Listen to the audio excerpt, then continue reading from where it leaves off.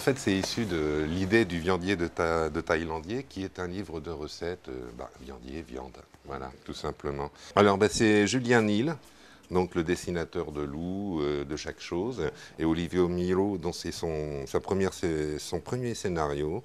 Paul Pett quitte l'armée et cherche un endroit où développer ses talents de cuisinier. Il tombe donc au Coq Vert, qui appartient au comte de Scaramanda, qui est donc le fils d'un militaire de carrière qui a envoyé son fils, c'est ici, qui a envoyé son fils dans un endroit très reculé pour le sauver. Ouais.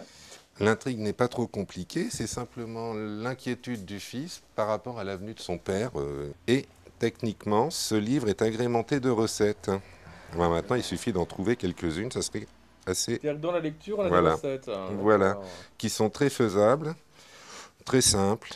Parce que là, le héros donc dit voilà, j'ai une recette et paf, on s'arrête dans l'histoire et on a la recette. Voilà, pour expliquer ce qui et puis alors, il y a à boire plutôt, là, et à manger.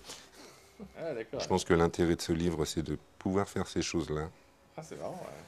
C'est pas vraiment une ligne claire au sens propre du terme, mais ça serait peut-être un trait dessin animé, peut-être, je sais pas.